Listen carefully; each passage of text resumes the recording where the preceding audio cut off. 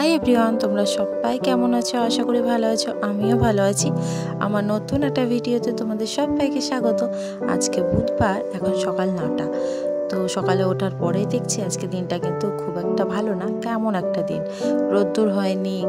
তো যাই হোক, এরম করে দিনটা সারাদিন কাটবে। আর কি কি করব সেটাও তোমাদের সাথে শেয়ার করব। তো সকালে ফ্রেশ হয়ে নেওয়ার পর এই যে ফুল তুলে নিয়েছি ঠাকুরের, তারপরে টুকটাক কাজ ছিল সেগুলো করেও স্নান করে নিয়েছি। তারপরে এখন হচ্ছে যে শিলাটা আছে ওটাকে স্নান করালাম। ওতে এখন চন্দনের ফোঁটা দেব আর হচ্ছে ফুল দেব, তুলসী পাতা দেব। তো প্রত্যেক দিন কিন্তু করাই না, আজকে ভাবলাম করাই, সেই জন্যে করালাম স্নানটা। তারপরে আমাদের একটা মূর্তি আছে, ওটা একটু কেমন হয়ে গেছিলো বলে ওটাকেও একটু স্নান করে নিলাম। তারপরে পুজোর আরও যা যাবতীয় কাজ আছে সেগুলো করে নিয়েছি, আর ওটা পুরোটা ডিটেলসে আমি শেয়ার করিনি। তারপরে পুজো টুজো দেওয়ার পর হচ্ছে রান্না করব। এখন কিন্তু মুড়ির তরকারি কিছু বানাইনি, তো এই পুজোটা দেওয়ার পরে করব। এখনও 9:30 মতন বেজে গেছে। তো আমি 10টার মধ্যে পুরো কাজটা কমপ্লিট করে দিয়েছিলাম, মানে খাওয়া দাওয়া সবার মধ্যে হয়ে গেছিলো।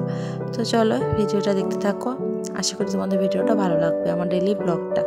তো ডেলি ব্লগে সেরকম কিছু করি না, আর সবসময় ফোন নিয়ে করা সম্ভব হয় না। যদি কেউ ফোনটা ধরে দেয় ভিডিও করে দেয় তাহলে একটু সুবিধা হয়, কারণ পুরোটা আমাকে করতে হয়।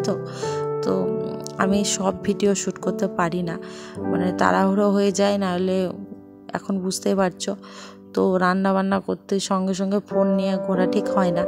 তো ভাবলাম গোপালের বিছানাটাও ঝেড়ে দিই, সেই জন্য বিছানাটা আমি এখন ঝেড়ে দিলাম। তারপরে ঠাকুরের সবাইকে ফুল দিয়ে দেব।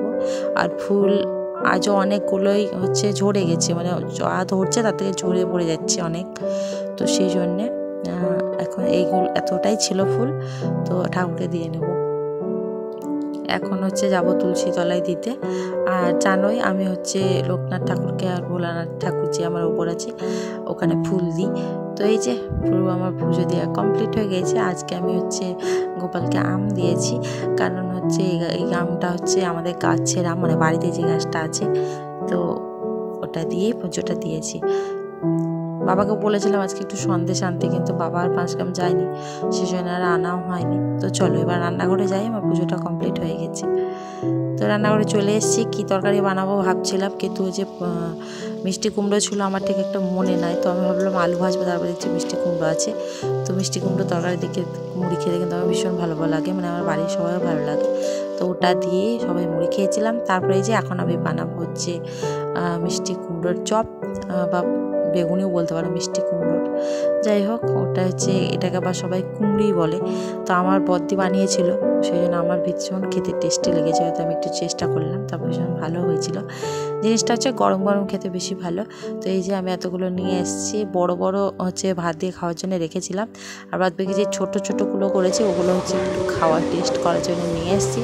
তারপরে খেয়ে নিলাম 1 বোতল জল, 1 বোতল খাইনি। তারপরে এই যে পোস্ত ছিল, পটল সর্ষে ছিল, সর্ষে বাটা ছিল, ডিম সিদ্ধ, চাটনি, পটল আলুর তরকারি, এইসব ছিল। রাতে ছিল মিষ্টি। তো আজকের মতো টাটা, বাই।